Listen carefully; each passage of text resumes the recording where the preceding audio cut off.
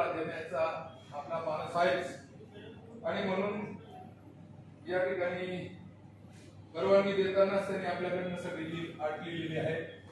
तरी सुद्धा आपल्याला CCIची आणि फेडरेशनची खरेदी याच्यावर जास्तीचा जोर द्यायचा आहे.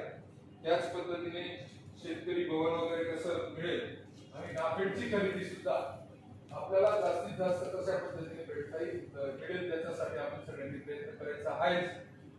तत्पूर्वी आपलं मी या ठिकाणी सगळ्यांचं आपल्या खाजगी कृषी उत्पन्न बाजार समितीपेक्षा खाजगी बाजार समिती ज्या चांगल्या राज्यामध्ये काम करत आहेत त्याच्यासाठी आपल्याला संघटितपणे याच्या पुढे सगळ्यांना लढा द्यावा लागेल.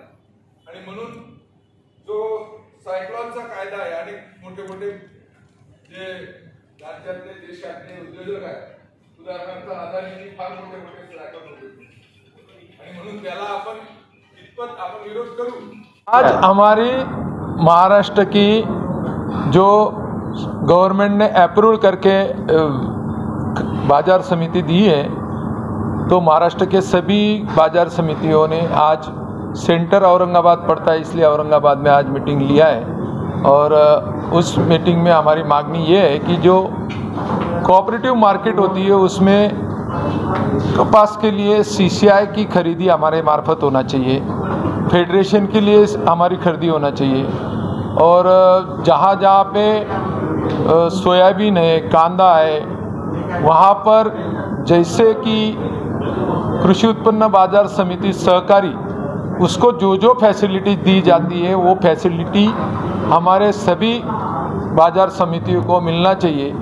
जैसा वो 5 पैसा गवर्नमेंट को देती है सेस फंड की तरह से वैसे ही हम भी 5 पैसे देते हैं. तो इसके लिए हमारी भावना यही है कि हम काश्तकार से ना तो आड़त लेते ना हमाली लेते उसके पैसे तुरंत देते तो हमको भी वही फैसिलिटी होना चाहिए जो सबको है.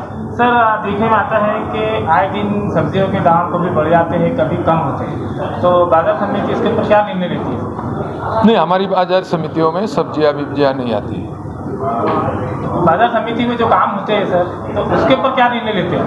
नहीं, हमारे बाजार समिति में आपने जो पूछा सब्जियां नहीं आती. हमारी बाजार समिति में खास करके प्याज होती है, सोयाबीन होता है, कपास होता है, यही ज़्यादा से ज़्यादा आते हैं. तो उसके भी भाव कम ज़्यादा होते हैं सोयाबीन के प्याज के किसानों को उसका लाभ नहीं मिलता तो उसके ऊपर क्या? वो व्यापारियों का सवाल है. ये हमारा हम मंडी चलाते हैं. क्या अभी फिलहाल थोक भाव वगैरह कैसा आ रहा है और आपकी समिति आगे क्या निर्णय ले आज मीटिंग? नहीं, हमारी मांगनी जो है हम गवर्नमेंट के पास रखने वाले हैं. महाराष्ट्र के जो पणन मंत्री है उनसे हम एक निवेदन हमारा संगठन के थ्रू देने वाले हैं कि भाई हमारी ये सब समस्या है तो वो हम उनके सामने रखने वाले हैं. आपका नाम? मेरा नाम ज्ञानेश्वर भामरे और मैं धुलिया से. आज पूरे फेडरेशन की मीटिंग हुई उसमें बहुत अच्छे तरह से निर्णय लिए गए कि खाजगी बाजार समिति को जो भी समस्या आती है वो विशेषकर किसानों के हित में कि किसानों को क्या फैसिलिटी चाहिए वो हमसे जो मांगनी करते हैं तो ये एक्चुअली जो गवर्नमेंट का है उन्होंने खाजगी बाजार समिति की स्थापना इसलिए की है कि एक प्रतिस्पर्धा का माहौल तैयार हो और फार्मर्स को किसानों को ज़्यादा ज़्यादा फैसिलिटी मिले, उनको अधिक से अधिक भाव मिले जिससे कि उनको उपज का सही दाम और भाव मिल सके. तो हमारी जो खाजगी बाजार समिति का मेन उद्देश्य यही है कि ज़्यादा से ज़्यादा किसानों को मंडी तक लाना, उनको उचित भाव दिलाना, उनका सही तोल करवाना और नगद पैसा दिलवाना. कई बार देखा जाता था कि कई आप सुनते भी होंगे कि कई जब कुछ ट्रेडर्स किसानों से माल ले लेते हैं तो उनका पेमेंट सही टाइम पे नहीं कर पाते, लंबे समय तक रुक जाता है, कुछ पेमेंट रुक भी जाता है. तो खाजगी बाजार समिति विशेष रूप से इस पर ज़्यादा फोकस करती है कि किसान भाइयों को उनका उपज का सही दाम, सही तोल और नगद पेमेंट मिल जाए. मेरा नाम राजीव सिंह चावला. मेन रीज़न है जो NCDX जी जो सरकार की तरफ से चलाया जा रहा है वो एक प्रकार का घातक है और उसके वजह से सिर्फ ऊपर की जो हाई लेवल की कमेटियाँ है या एक्सपोर्ट इंपोर्ट जो करते हैं उनको ही उसका लाभ होता है. जो खरीदार मीडियम रेंज के जो व्यापारी है और काश्तकार है उनका उसमें नुकसान होता है.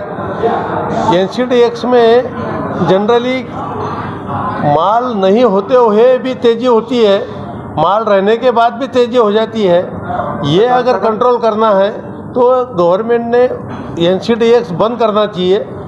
अगर NCDX बंद हो जाता है तो काश्तकारों को बराबर सही भाव मिलेंगे, तेज़ी मंदी होने वाली नहीं है और व्यापारी भी सही तरीके से चलते रहेंगे। आपको नाम बताइए। अशोक अग्रवाल, चिखली जिला बुल्ढाना।